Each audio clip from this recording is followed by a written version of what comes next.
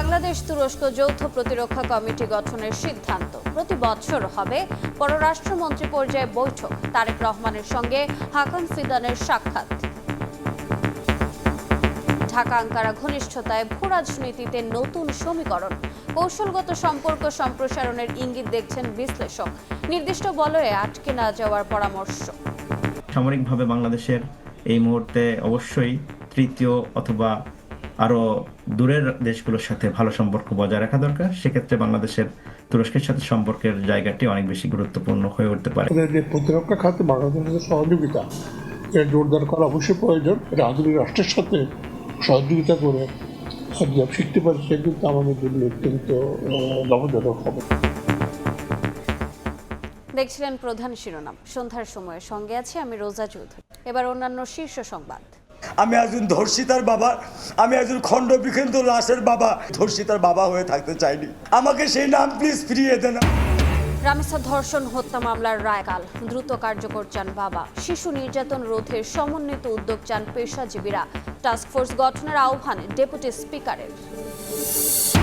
8 দিনে 6 শিশুর মৃত্যুর ঘটনায় হাসপাতাল বন্ধে কারণ দর্শানোর নোটিশ আইনসম্মত নয়, দাবি আইনজীবীর। কালকের মধ্যে জবাব না পেলে ব্যবস্থার হুঁশিয়ারি মন্ত্রীর। 7 তলা 8 তলা 9 তলা পর্যন্ত মশা উঠে। কখনোই আমরা দেখে নেই এখানে মশা তাড়ানোর যে ওষুধ আছে, তারপর যে কীটনাশক আছে, এগুলো কখনো দেওয়ার জন্য। চোখ রাঙাচ্ছে ডেঙ্গু, বাড়ছে আক্রান্ত। এবার ভয়াবহ পরিস্থিতির শঙ্কা। অভিযান চালাবে ঢাকার 2 সিটি। বাড়িতে এডিসের লার্ভা পেলে আইনি ব্যবস্থার ঘোষণা। দক্ষিণ ঘিরে সীমান্তে উত্তেজনা। 24 ঘন্টায় 8 জেলা দিয়ে ঠেলে পাঠানোর চেষ্টা বিএসএফ এর। রুখে দিল বিজিবি। টহল জোরদার, দিনরাত পাহারায় স্থানীয়রাও।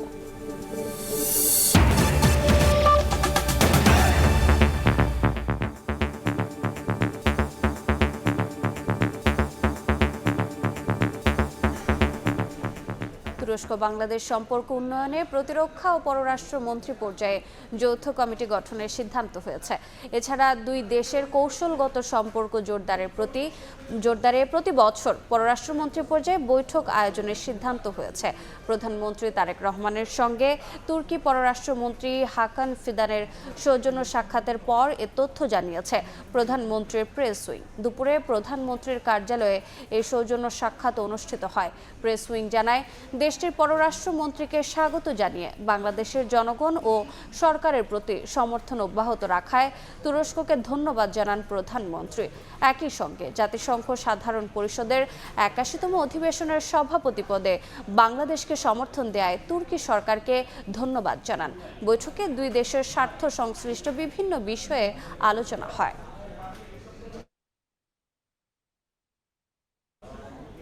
তুর্কি পররাষ্ট্রমন্ত্রীর বাংলাদেশ সফরকে ভূরাজনীতির নতুন সমীকরণ হিসেবে দেখছেন আন্তর্জাতিক সম্পর্ক বিশ্লেষকরা। তাদের মতে, দ্রুত পরিবর্তনশীল আঞ্চলিক ও বৈশ্বিক বাস্তবতায় হাকান ফিদানের সফরের মধ্য দিয়ে নতুন উচ্চতায় পৌঁছাবে ঢাকা আঙ্কারা সম্পর্ক, যা বাংলাদেশের কৌশলগত পরিসর সম্প্রসারণেও গুরুত্বপূর্ণ ইঙ্গিতবাহী। শাতিলা শারমিনের রিপোর্ট। ইউরোপ ও এশিয়ার সংযোগস্থল তুরস্ক। একদিকে ন্যাটোর গুরুত্বপূর্ণ সদস্য, অন্যদিকে মুসলিম বিশ্বের প্রভাবশালী রাষ্ট্র।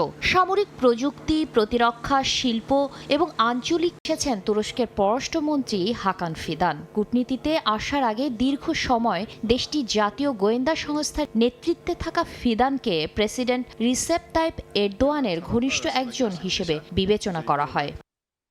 ফলে তার ঢাকা সফর শুধুমাত্র পররাষ্ট্র মন্ত্রণালয় পর্যায়ের নিয়মিত যোগাযোগের অংশ নয়, বরং বৃহত্তর আঞ্চলিক সমীকরণের প্রেক্ষাপটে দেখছেন আন্তর্জাতিক সম্পর্ক বিশ্লেষকরা। তাদের মতে, প্রতিরক্ষা সহযোগিতা, নিরাপত্তা সক্ষমতা বৃদ্ধি, প্রযুক্তি স্থানান্তর এবং বাণিজ্যিক অংশীদারিত্বের ক্ষেত্রে 2 দেশের সম্পর্ক আরও গভীর হওয়ার সুযোগ তৈরি হয়েছে। সামরিকভাবে বাংলাদেশের এই মুহূর্তে অবশ্যই তৃতীয় অথবা আরো দূরের দেশগুলোর সাথে ভালো সম্পর্ক বজায় রাখা দরকার। সেক্ষেত্রে বাংলাদেশের তুরস্কের সাথে সম্পর্কের জায়গাটি অনেক বেশি গুরুত্বপূর্ণ হয়ে উঠতে পারে। তুরস্কের যে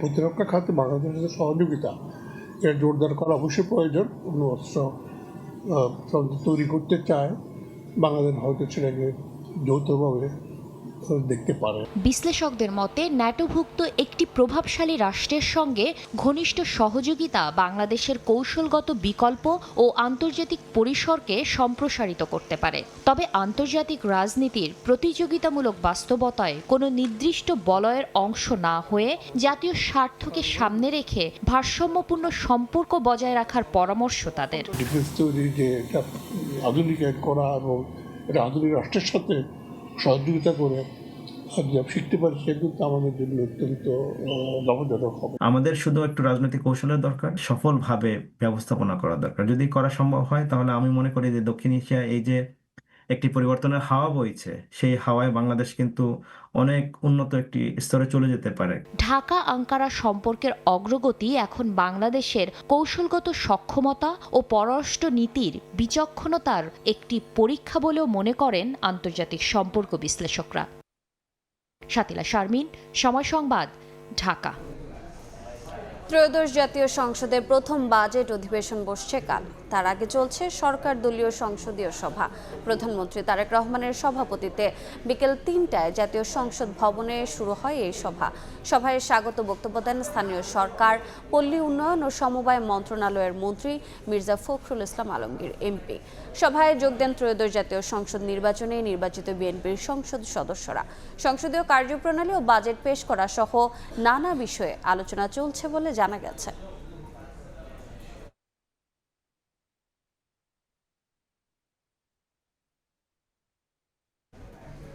বৃক্ষরোপণ কর্মসূচি সফলভাবে বাস্তবায়নের নির্দেশনা দিয়েছেন প্রধানমন্ত্রী তারেক রহমান। এদিকে জনগণের দোরগোড়ায় স্বাস্থ্যসেবা পৌঁছাতে দেশীয় প্রযুক্তিতে বিদ্যুৎ চালিত অ্যাম্বুলেন্স তৈরির উদ্যোগ নিয়েছে সরকার। 5 বছরে সারা দেশে 25 কোটি বৃক্ষরোপণের পরিকল্পনা রয়েছে সরকারের। 14 জুন কক্সবাজারের ডুলা হাজারা থেকে এই কর্মসূচির উদ্বোধন করবেন প্রধানমন্ত্রী। এ নিয়ে শনিবার প্রধানমন্ত্রীর কার্যালয়ে বিশেষ সভা অনুষ্ঠিত হয়। সভায় সরকারের পরিকল্পনা বাস্তবায়নের নির্দেশনা দেন প্রধানমন্ত্রী তারেক রহমান। পরামর্শ দেন স্থানীয় পরিবেশের সঙ্গে সামঞ্জস্য রেখে বৃক্ষরোপণের। গাছ রোপণের পাশাপাশি জলবায়ু সচেতনতা বৃদ্ধি এবং বিশ্ব পরিবেশ দিবস উপলক্ষে বিভিন্ন কর্মসূচির প্রস্তুতি নিয়েও বিস্তারিত আলোচনা হয়। এদিকে প্রান্তিক মানুষের জন্য অ্যাম্বুলেন্স সেবা নিশ্চিতের উদ্যোগ নিয়েছে সরকার। দেশীয় প্রযুক্তি ব্যবহার করে বিদ্যুৎ চালিত এই অ্যাম্বুলেন্স তৈরি করা হবে, যার নকশা করেছেন বুয়েটের বিশেষজ্ঞরা। ইলেকট্রিসিটিতে চলবে, এটার সাথে আমাদের কিছুটা ছোট আকারে হলেও সৌর বিদ্যুতের ব্যবস্থাও থাকবে। আমরা প্রথমে পাইলটিং প্রজেক্ট করব একটা উপজেলায়, ইনশাল্লাহ সাকসেসফুল হলে আমরা সারা বাংলাদেশে আগামী বছর আমরা এইটা চালু করব। 3 পর্যায়ে সেবা দেওয়ার পরিকল্পনা নিয়ে এই অ্যাম্বুলেন্স তৈরির উদ্যোগ নেওয়া হয়েছে বলে জানান মন্ত্রী। এতে আমদানি নির্ভরতা কমবে এবং কম খরচে আধুনিক অ্যাম্বুলেন্স সরবরাহ করা সম্ভব হবে। 2 types of ambulance. One type is যেটা গ্রামের রিমোট কর্নার থেকে মায়েদেরকে বা সিরিয়াস একটা মুমূর্ষু রোগীকে উপজেলা কমপ্লেক্স আনার জন্য এক ধরনের একটা অ্যাম্বুলেন্স হবে। আরেকটা হবে সেকেন্ড টাইপ, উপজেলা থেকে আমাদের সদর, জেলা সদর অথবা in case of necessity capital রাজধানীতে নিয়ে আসার জন্য। ওই অ্যাম্বুলেন্সটাতে অক্সিজেনের ব্যবস্থা থাকবে, সিলিন্ডারের বেড থাকবে, অ্যাটেন্ডেন্ট থাকবে, আরও প্রাসঙ্গিক যা যা দরকার থাকবে। দেশের ভৌগোলিক ও সড়ক যোগাযোগ পরিস্থিতি বিবেচনায় রেখে অ্যাম্বুলেন্সের ডিজাইন করা হবে এবং ধাপে ধাপে উন্নত চিকিৎসা সরঞ্জাম সংযোজন করা হবে। আমরা আমাদের নিজস্ব খাত থেকে করব। ইমরুল হাসান, সময় সংবাদ, ঢাকা। রামেসা ধর্ষণ হত্যা মামলার রায় কাল। দ্রুত কার্যকরের দাবি জানিয়েছেন শিশুটির বাবা। শিশুর সুরক্ষা ও নির্যাতন প্রতিরোধে সমন্বিত উদ্যোগ নেওয়ার আহ্বান জানিয়েছেন পেশাজীবীরা। পরিবার থেকেই শিশুদের নৈতিক শিক্ষা ও সচেতনতা তৈরির আহ্বান সমাজ কল্যাণ প্রতিমন্ত্রীর। সমাজের সব শ্রেণী পেশার মানুষকে সম্পৃক্ত করে একটি জাতীয় শিশু সুরক্ষা টাস্কফোর্স গঠনের আহ্বান ডেপুটি স্পিকার কায়সার কামালের। একজন ধর্ষিতার বাবা হিসেবে পরিচিত, এটার দায়ভার কি আমি নেব, না সমাজ দেবে, না রাষ্ট্র নেবে?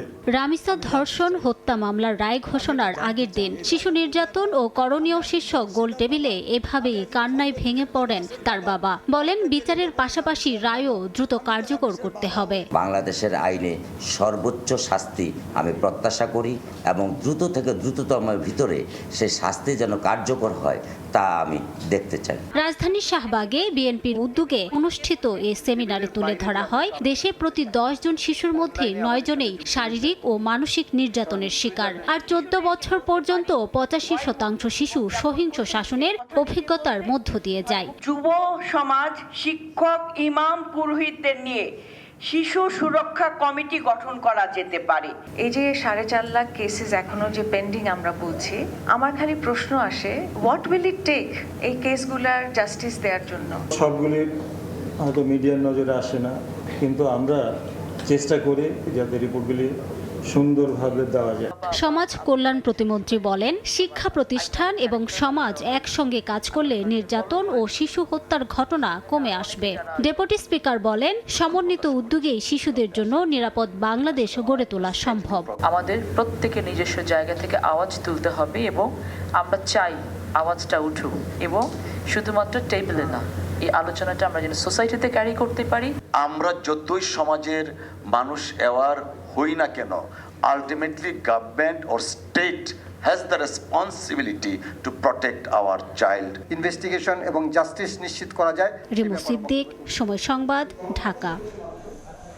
আদিন হাসপাতালে 6 শিশু মৃত্যুর ঘটনায় স্বাস্থ্য অধিদপ্তরের হাসপাতাল বন্ধের কারণ দর্শানোর নোটিশ আইনসম্মত নয় বলে মন্তব্য করেছেন আইনজীবী শিশির মনির, যা আইনিভাবে মোকাবিলা করবে হাসপাতাল কর্তৃপক্ষ। এদিকে নোটিশের জবাব না দিলে রোববারের মধ্যে হাসপাতালটির বিরুদ্ধে আইনি ব্যবস্থা নেওয়া হবে বলে জানিয়েছেন স্বাস্থ্যমন্ত্রী।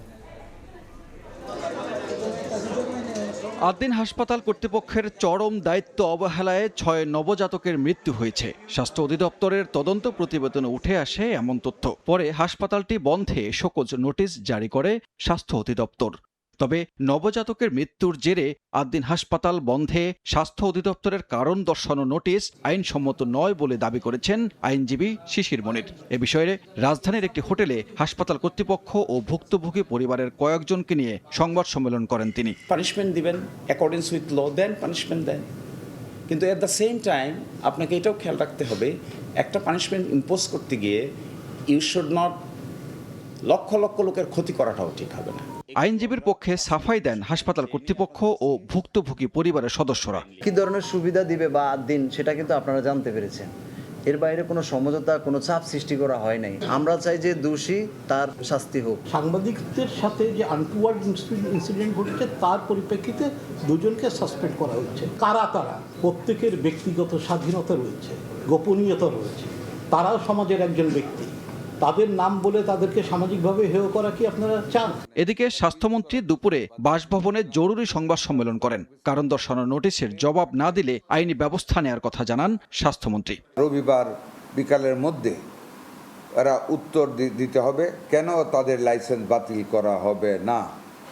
আমরা যদি সেই উত্তরে তাদের সন্তুষ্টজনক না হই, আমরা আইনানুগভাবে যতটুকুন পর্যন্ত যাওয়া দরকার আমরা ততটুকুন পর্যন্ত শাস্তির বিধান জনস্বার্থে, মানুষের জীবনের স্বার্থে আমরা নিশ্চিত করব। বৃহস্পতিবার 6 শিশু মৃত্যুর ঘটনায় স্বাস্থ্য মন্ত্রণালয় নার্স, ডাক্তার, হাসপাতাল কর্তৃপক্ষকে দায়ী করে তদন্ত প্রতিবেদন প্রকাশ করে। অপেশাদারিত্বের কারণে 2 জনের বিরুদ্ধে সাময়িক অব্যাহতির কথা জানিয়ে নিজস্ব প্রতিবেদন প্রকাশ করে হাসপাতালটি। সানবীর রূপল, সময় সংবাদ, ঢাকা। ফের চোখ রাঙাচ্ছে ডেঙ্গু। মশার উপদ্রবে এখনই অতিষ্ঠ রাজধানীবাসী।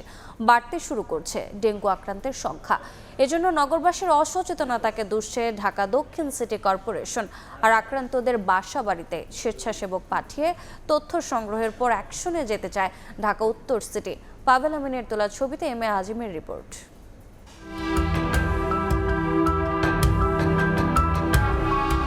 সড়কের পাশেই যেন মশার চাষ। খোদ রাজধানীর কাঁটাবনেই দেখা মেলে এমন চিত্রের। বৃষ্টি হলেই জমে পানি, জন্মায় মশা। তবে এসব এখনো নজরে পড়েনি সিটি কর্পোরেশনের। আমরা মশার জন্য বিরক্তি হচ্ছে, মশা কামড়াচ্ছে এবং নানান রকমের মানুষের অসুখ হচ্ছে। কখনোই আমরা দেখি না এখানে সিটি কর্পোরেশনের মশা তাড়ানোর যে ওষুধ আছে, তারপর যে কীটনাশক আছে, এগুলো কখনো দেওয়ার জন্য। বিগত বছরের হিসেব বলছে জুন থেকে সেপ্টেম্বর এই সময় বাড়ে ডেঙ্গুর প্রকোপ। গত কয়েকদিনের পরিসংখ্যানও দিচ্ছে জনগণকে সতর্ক বার্তা। 7 তলা 8 তলা 9 তলা পর্যন্ত মশা উঠে। ফোকা দিত সকালবেলা ওই যে স্প্রে মারতো, ওই ধরনের কোনো কার্যক্রম আমাদের ওয়ার্ড বলতে দেখি না। চিকিৎসকের পরামর্শ, শুরু থেকেই আক্রান্ত ব্যক্তিকে আইসোলেশনে নিয়ে ভাঙতে হবে সংক্রমণের চেইন।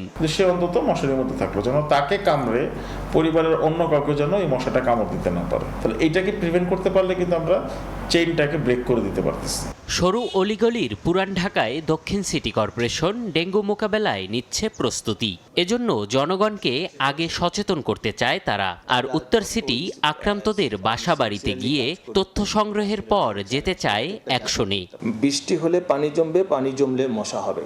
তো আমরা যদি এখন এই স্বেচ্ছাসেবীর মাধ্যমে এবং আমাদের কর্মকাণ্ডে যারা জড়িত হবে তাদের মাধ্যমে এই সোর্সটাকে যদি আমি সরাতে পারি, তাহলে আমার কাছে মনে হয় 50% লার্ভার জমানোর জায়গাটা আমি সরায় ফেলতে পারি। বাড়ির আশেপাশে ওষুধ দেয়, কিন্তু আমরা কিন্তু বাড়ির ভিতরে কি ওষুধ দেই না। হ্যাঁ, আপনি দেখবেন আপনার ড্রয়িং রুমে যখন একটা ফুলদানি থাকবে বা একটা পানিতে ফুল ছড়ানো থাকবে, সেখানেও লার্ভা উৎপন্ন হয়ে যাচ্ছে। চিকিৎসায় ডেঙ্গু রোগী ভালো হয়, তবে প্রতিরোধ শুধুমাত্র চিকিৎসা দিয়ে সম্ভব নয়। পাড়া মহল্লায় ডেঙ্গুর এমন প্রজনন আর বংশবিস্তার প্রতিরোধ করা না গেলে কখনোই কমবে না ডেঙ্গুর ভয়াবহতা। এম এ আজিম, সময় সংবাদ, ঢাকা। এদিকে ডেঙ্গু প্রতিরোধে নাগরিকরা অসহযোগিতা করলে আইনি ব্যবস্থা নেওয়া হবে বলে জানিয়েছেন স্বাস্থ্যমন্ত্রী। সকালে ধানমন্ডিতে ডেঙ্গু প্রতিরোধে বিশেষ অভিযানের উদ্বোধনকালে তিনি বলেন, এবার ডেঙ্গুর হেমোরেজিক রূপ ধারণ করার আশঙ্কা করছেন চিকিৎসকরা। তাই বাসা বাড়িতে পানি জমে থাকলে কঠোর ব্যবস্থা নেওয়া হবে বলে হুঁশিয়ারি দেন মন্ত্রী। বর্ষা মৌসুম শুরুর আগেই রাজধানীতে ডেঙ্গু নিয়ে বাড়ছে উৎকণ্ঠা। পরিস্থিতি নিয়ন্ত্রণে ঢাকার 2 সিটি কর্পোরেশনে শুরু হলো বিশেষ মশক নিধন ও সচেতনতা অভিযান। এরই অংশ হিসেবে সচেতনতামূলক র্যালির আয়োজন করে ঢাকার 2 সিটি কর্পোরেশন। এর আগে ধানমন্ডিতে ডেঙ্গু প্রতিরোধে বিশেষ অভিযানের উদ্বোধন করেন স্বাস্থ্যমন্ত্রী। বাসাবাড়িতে পানি জমে থাকলে আইনি ব্যবস্থা নেওয়া হবে বলেও হুঁশিয়ারি করেন মন্ত্রী। ঢাকা মহানগরীতে 75টা ওয়ার্ডে আমরা সার্ভে করেছি।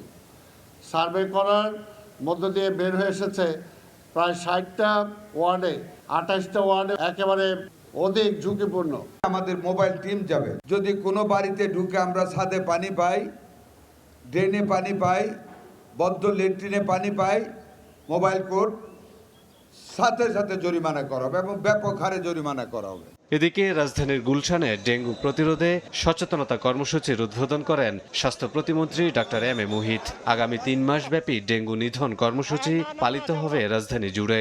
3 মাসের একটা কর্মসূচি হাতে নিয়েছি ডেঙ্গু প্রতিরোধের জন্য। আমরা যদি নিজ নিজ বাসায় আর এই কথাগুলো যদি আরো একজন 5 জনকে 10 জনকে কথাগুলো বলি, তাহলে আমাদের মনে হয় আমাদের কাজগুলো আরো সহজ হবে, আমাদের সচেতনতা আপনাদের মাধ্যমে বৃদ্ধি পাবে। বিভিন্ন সোসাইটিগুলো তারা ইতিমধ্যেই সচেতনভাবে পদক্ষেপ নেওয়ার জন্য দাবি জানিয়েছেন। তাদেরকে আমরা সেই সহযোগিতা করব, সেই চিঠি দেব এবং তারপরেও যদি কাজ না হয় তাদেরকে নিয়েই আমরা আইনের আওতায় যে কঠিন ব্যবস্থাগুলো নিতে হয় প্রয়োজনে সেগুলো নেব। এছাড়া সরকারি প্রতিষ্ঠানে এডিসের লার্ভা পাওয়া গেলে সংশ্লিষ্ট প্রতিষ্ঠান প্রধানকে জরিমানা করা হবে বলেও জানান তিনি। সবাই মিলে সচেতনতা বৃদ্ধির মাধ্যমে ডেঙ্গু প্রতিরোধ করা সম্ভব বলে আশা প্রকাশ করেন প্রতিমন্ত্রী। কামরুল হাসান, সময় সংবাদ, ঢাকা। 24 ঘন্টায় হামে মৃত্যু হয়েছে 3 জনের, নতুন শনাক্ত রোগী 1032 জন। এদিকে ঈদের ছুটি শেষে খুলছে শিক্ষা প্রতিষ্ঠান, আর এতে সংখ্যা বাড়ছে। আবারও হামের সংক্রমণ বাড়ার সেই সঙ্গে অতিরিক্ত গরমে শিশুদের চিকেন পক্স ও ডায়রিয়াও ভাবাচ্ছে চিকিৎসকদের। সংক্রমণ এড়াতে অসুস্থ শিশুদের আইসোলেশনে রেখে বাসায় চিকিৎসা দেওয়ার পরামর্শ চিকিৎসকদের। 3 মাসের কম সময়ে 6 শতাধিক chicken pox, viral fever, diarrhoea, গরমে ডায়রিয়াও বেড়ে যাবে। যতটুকু সম্ভব যে আইসোলেশন রাখা এবং তার ট্রিটমেন্টটা কন্টিনিউ করলে সংক্রমণ যাতে না ছড়ায় সেদিকে খেয়াল রাখতে হবে আমাদের। হামে আক্রান্ত শিশুদের সঠিক আইসোলেশনে রেখে বাসায় চিকিৎসা দিলেও অনেক শিশু সুস্থ হচ্ছে বলে জানান চিকিৎসক। মনির হোসেন, সময় সংবাদ, ঢাকা। সংসদ ভবনের এলডি হলে আসন্ন বাজেট অধিবেশন উপলক্ষে ব্রিফ করছেন সরকার দলীয় চিফ হুইপ নুরুল ইসলাম। সরাসরি যাচ্ছে সেখানে। এবং বাংলাদেশ যে একেবারে পানি শূন্যতায় খরায় ভুগছিল, তার থেকে আমরা অনেকখানি বেরিয়ে যাব। দুটো জিনিস হবে, একটা হলো পল্লী হাইড্রো পাওয়ার হবে, আর 2 নম্বর হলো এই পানি দিয়ে সমগ্র বাংলাদেশে চাষাবাদের কার্যক্রম হবে এবং এটা বিশাল পরিবর্তন হবে বাংলাদেশের ইতিহাসে। এটা একটা অন্যতম বড় প্রজেক্ট এবং সেই প্রজেক্টটা বাস্তবায়ন যদি হয় ইনশাআল্লাহ বাংলাদেশের মানুষ খেয়ে পরে বাঁচার একটা রাস্তা পাবে। তারপর আমাদের কথা বলেছেন আইনমন্ত্রীর আগে কি বললেন, বিদ্যুৎ মন্ত্রীর কথা বলেছেন। বিদ্যুতের ব্যাপারে আমরা দাম বাড়িয়েছি। 66% মানুষের বিদ্যুতের কোনো দাম বাড়েনি। 66%, 66% মানুষের বিদ্যুতের কোনো দামই বাড়েনি। 75 ইউনিট পর্যন্ত যারা ব্যবহার করবেন তাদের কোনো দাম বাড়বে না। এরপরে 1 টাকা, 1 টাকা 20 পয়সা, তারপর 1 টাকা 40 পয়সা এরকম করে দাম বাড়িয়েছেন। একদম শেষ প্রান্তিক যে লেভেলে 1% মানুষ তাদের দাম বেড়েছে, তারা হলো 2 টাকা বা এর কাছাকাছি দাম বেড়েছে। আপনারা জানেন প্রথমত হলো বিগত সরকার যখন চলে যায় আপনাদের নিশ্চয়ই মনে আছে তখন একদিনে ডলারের দাম বাড়িয়ে দিয়েছিল 7 টাকা। আপনাদের মনে থাকার কারণ মানে না থাকার কোনো কারণ নেই, কারণ তারা এই দেশ থেকে টাকাকে ডলার বানিয়ে দেশের থেকে ডলার পাচার করার চেষ্টা করছিল। আপনারা নিশ্চয়ই লক্ষ্য করেছেন শেখ হাসিনা ডলার রেখে গিয়েছিল 121 টাকা 22 টাকা, এখন পর্যন্ত 121 টাকা 22 টাকা আছে। কাজে এটা একটা বিরাট পরিবর্তন। কিন্তু 121 টাকা 22 টাকা যখন ডলার হয়েছিল কত টাকা থেকে হয়েছিল তা কি আপনার মনে আছে? 82 টাকা থেকে হয়েছিল। 82 টাকা থেকে ডলার বেড়ে 121-22 টাকা হয়েছে, প্রায় অলমোস্ট 40%, 45% বা 50% অলমোস্ট ডলারের দাম বেড়ে গেছিল। সেই চাপটা সকল কিছুর উপরে পড়েছে। সেই সব পড়ার কারণেই বিভিন্ন জিনিসের দাম বেড়েছে। যেমন আমাদের মেশিনারি ইম্পোর্ট করতে হলে দাম বাড়ে, যেমন সেই মেশিন হলো বিদ্যুতের মেশিন। তরুণদের টার্গেট করে হানি ট্র্যাপ আদায় করত মুক্তিপণ, ফাঁদে ফেলে উবার চালক লোকমান সর্দারকে হত্যার পর লাশ নদীতে ফেলে দেওয়ার ঘটনায় মূল হোতাসহ 4 জনকে গ্রেফতার করেছে পিবিআই। এদিকে মানব পাচার ও প্রতারণা চক্রের 3 সদস্যকে গ্রেফতার করেছে র্যাব 4। তরুণদের টার্গেট করত একটি চক্র, হানি ট্র্যাপের ফাঁদে ফেলে দাবি করত মুক্তিপণ। দুপুরে সংবাদ সম্মেলনে পিবিআই জানায় মুক্তিপণ না পেয়ে হত্যার অভিযোগে চক্রের মূল হোতা SM সালমান সহ 4 সদস্যকে গ্রেপ্তার করা হয়েছে। ঢাকা ও কক্সবাজারের বিভিন্ন স্থানে অভিযান চালিয়ে তাদের গ্রেপ্তার করা হয়। সম্প্রতি তুরাগ নদ থেকে বস্তাবন্দি অবস্থায় উদ্ধার করা লোকমানও এ চক্রের শিকার বলে জানানো হয়।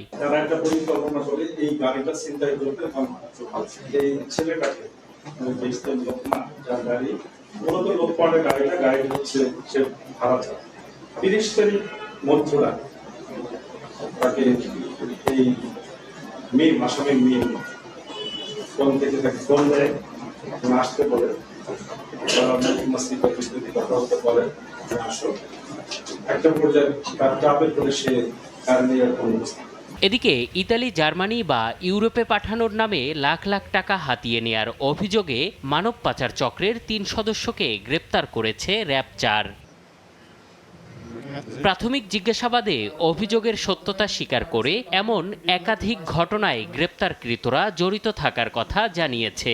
আসামিদের এবং ভিকটিমকে ব্যাপক জিজ্ঞাসাবাদে আমরা আরও কয়েকজন ভিকটিমের সন্ধান পেয়েছি, তারাও এই চক্রের ফাঁদে পড়ে প্রতারণার শিকার হয়েছেন।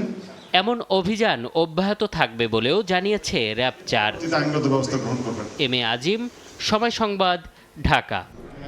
বিএসএফের পুশিন ঘিরে সীমান্তে উত্তেজনা। গত 24 ঘন্টায় 8 জেলা দিয়ে পুশিনের চেষ্টা করেছে বিএসএফ, তবে তা রুখে দিয়েছে বিজিবি। দেশের সব সীমান্তেই টহল ও নজরদারি জোরদার করা হয়েছে। দিনরাত পাহারা দিচ্ছেন স্থানীয়রাও।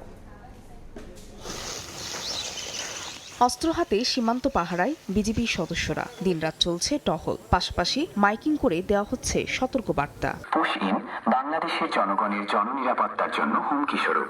শনিবার সকালেও মেহেরপুরের তেঁতুলবাড়ি হাটপাড়া সীমান্ত দিয়ে 6 জনকে জোর করে বাংলাদেশে ঠেলে পাঠানোর চেষ্টা করে বিএসএফ, তবে সেই চেষ্টা ব্যর্থ করে দেয় বিজিবি। বর্তমানে ওই 6 জন শূন্যরেখায় অবস্থান করছেন। শুধু দিনে নয়, রাতের আধারেও পুশিনের চেষ্টায় বিএসএফ। দিনাজপুরের সীমান্ত এলাকা দিয়ে 11 জনকে বাংলাদেশে ঠেলে পাঠানোর চেষ্টা করে বিএসএফ। হিলির খাসুরিয়া সীমান্ত দিয়ে ভারতীয় 5 নাগরিকের অবৈধ অনুপ্রবেশ রুখে দেয় বিজিবি। পঞ্চগড় সীমান্তে শিশুসহ 10 জনকে বিএসএফের পুশিনের চেষ্টাও ব্যর্থ করে দেয় বিজিবি। পতাকা বৈঠকে কোনো সিদ্ধান্ত না নেয়ায় 31 ঘণ্টা ধরে শূন্যরেখায় অবস্থান করছে শিশুসহ ওই 10 জন। এদিকে ঠাকুরগাঁয়ের বালিয়াডাঙ্গির কলসির মুখ সহ 9টি সীমান্ত এলাকা কঠোর নজরদারিতে রেখেছে বিজিবি। দিনরাত পাহারা দিচ্ছেন তারা। আতঙ্কিত হলেও বিজিবির পাশে থেকে পুশিন রুখতে মরিয়া স্থানীয়রা। আমরা আমাদের জায়গা থেকে সর্বাত্মক চেষ্টা করব বাধা দেওয়ার। আমরা তাৎক্ষণিকভাবে বিজিবিকে বিষয়টা অবহিত করব। রাতের বেলা অবশ্যই পাবলিক নিয়ে বিজিবির সাথে একসাথে বর্ডারে এবং ভালো সহযোগিতা করে আমরা পাহারা দিতেছি। স্বাভাবিক কর্মী পুশিন করার জন্য, আমরা প্রতিহত করার জন্য যা যা করার দরকার আমরা সেই পরিস্থিতি নিয়ে আমরা ডিউটি করতেছি। সম্প্রতি চাঁপাইনবাবগঞ্জের সীমান্ত দিয়েও তারকাটার গেট খুলে 28 জনকে পুশিনের চেষ্টা করে বিএসএফ। এমন অবস্থায় জেলার 4 উপজেলায় প্রায় 184 কিলোমিটার সীমান্তে কঠোর নজরদারি ও টহল বাড়িয়েছে বিজিবি। গ্রামে গ্রামে মাইকিং করে এলাকাবাসীকে সচেতন করা সহ সীমান্তে কোনো অস্বাভাবিক ঘটনা দেখলে জানাতে বলা হচ্ছে। দিবারাত্রি 24 ঘন্টা প্রহরায় দিচ্ছি এবং সতর্ক রয়েছি যাতে কোনো অবৈধভাবে কোনো অনুপ্রবেশ ঢুকতে না পারে। এছাড়া ভারত থেকে অবৈধভাবে অনুপ্রবেশ ঠেকাতে চুয়াডাঙ্গার সীমান্তবর্তী এলাকাতেও বিজিবি সতর্ক অবস্থানে রয়েছে। এখানকার সীমান্ত থেকেও বিএসএফ 10 জনকে বাংলাদেশে ঠেলে পাঠানোর চেষ্টা করে। ফাহরিয়া ফারজানা, সময় সংবাদ। দেখছেন সন্ধ্যার সময়। এবারে খেলার খবর। সাফের হ্যাট্রিক শিরোপা জয়ে ভারতের বিপক্ষে লড়ছে বাংলাদেশ। ফাইনাল ম্যাচের সর্বশেষ খবর জানাতে ভারতের গোয়ার জওহরলাল নেহরু স্টেডিয়ামের সামনে আছেন সহকর্মী ফাহিম ইসলাম। যাচ্ছে তার কাছে। ফাহিম, পণ্ডিত জওহরলাল নেহরু স্টেডিয়ামে গ্যালারিতে দর্শকদের উন্মাদনা না থাকলেও কিন্তু মাঠের কিন্তু ঠিকই উত্তাপ ছড়াচ্ছে দুই দল, বাংলাদেশ নারী ফুটবল দল এবং কি ভারতের যেই স্বাগতিক দল রয়েছে তারা কিন্তু আসলে দুর্দান্ত প্রথমার্ধ শেষ করেছে এবং কি বাংলাদেশ এই মুহূর্তে যদি ম্যাচের স্কোরটা আমি জানিয়ে রাখতে চাই, প্রথমার্ধ শেষে 1-1 গোলের সমতায় আছে দুই দল। শুরুতেই কিন্তু ম্যাচের যে নিয়ন্ত্রণ সেই নিয়ন্ত্রণটা বাংলাদেশ নিজেদের হাতে নিয়ে নেয় এবং শুরু থেকেই স্বাগতিক ব্লু টাইগ্রেসদের কিন্তু আসলে অনেকটাই চাপে রাখে বাংলাদেশের নারী ফুটবলাররা। আসলে গ্রুপ পর্বের যে বাংলাদেশ, সেই বাংলাদেশ যে একেবারেই এই বাংলাদেশ থেকে ভিন্ন সেটা আসলে এই ম্যাচেই একেবারে প্রমাণ হয়ে গিয়েছে। আসলে শুরু থেকে আমরা দেখেছি যে আসলে আক্রমণ থেকে বল দখল এবং কি রক্ষণ সব জায়গায় ভারতের নারী ফুটবলারদের চাপে রাখে বাটলার শিষ্যরা। সেখান থেকে কিন্তু বাংলাদেশ বেশ কয়েকটি চান্সও ক্রিয়েট করে, যেগুলো আসলে যদি কাজে লাগাতে পারতো তাহলে হয়তো এখন স্কোর শিটে বাংলাদেশের 3 থেকে 4টি গোল পেয়ে যেত। তবে বাংলাদেশ দল কিন্তু ম্যাচের শেষ মুহূর্তে এসে একটি গোল খায়, তবে ম্যাচের প্রথমার্ধের শেষ মুহূর্তে গোল খায় এবং কি সেই গোলটা নিয়ে যখন অতিরিক্ত সময় গড়ায় খেলা প্রথমার্ধের, সেখানে কিন্তু আসলে বাংলাদেশ ঘুরে দাঁড়ায় ঋতুপর্ণা চাকমার দুর্দান্ত এক গোলে। সেখানে আসলে বাংলাদেশ এই মুহূর্তে যে মোমেন্টাম কাজ করছে পুরো ম্যাচের, সেটা আসলে পুরোটাই বাংলাদেশ নারী ফুটবল দলের হাতে। এভাবে আসলে খেলা কন্টিনিউ চালিয়ে যেতে পারলে কিন্তু আসলে এবং কি লিড ধরে রেখে যদি সেটা চালিয়ে যেতে পারে বাংলাদেশ নারী ফুটবল দল, সেখানে আসলে বাংলাদেশ জয় নিয়ে ফিরতে পারবে। তো হাই ভোল্টেজ ফাইনাল নিয়ে ভারতের গোয়ার পণ্ডিত জওহরলাল নেহরু স্টেডিয়াম থেকে এই ছিল আমার কাছে সবশেষ খবর। ভারতের গোয়া থেকে নারী সাফের সর্বশেষ খবরাখবর জানাচ্ছিলেন সহকর্মী ফাহিম ইসলাম। এ পর্যায়ে শীর্ষ সংবাদগুলো জানিয়ে দিচ্ছি আরেকবার। বাংলাদেশ তুরস্ক যৌথ প্রতিরক্ষা কমিটি গঠনের সিদ্ধান্ত। প্রতি বছর হবে পররাষ্ট্রমন্ত্রী পর্যায়ে বৈঠক। তারেক রহমানের সঙ্গে হাকান ফিদানের সাক্ষাৎ। আমি একজন ধর্ষিতার বাবা, আমি একজন খণ্ডবিখণ্ড লাশের বাবা, ধর্ষিতার বাবা হয়ে থাকতে চাইনি। আমাকে সেই নাম প্লিজ ফিরিয়ে দেন। রামেসা ধর্ষণ হত্যা মামলার রায় কাল। দ্রুত কার্যকর চান বাবা। শিশু নির্যাতন রোধের সমন্বিত উদ্যোগ চান পেশাজীবীরা। টাস্কফোর্স গঠনের আহ্বান ডেপুটি স্পিকারের। এবং 8 দিনে 6 শিশুর মৃত্যুর ঘটনায় হাসপাতাল বন্ধে কারণ দর্শানো নোটিশ। আইনসম্মত নয় দাবি আইনজীবীর। কালকের মধ্যে জবাব না পেলে ব্যবস্থার হুঁশিয়ারি মন্ত্রী।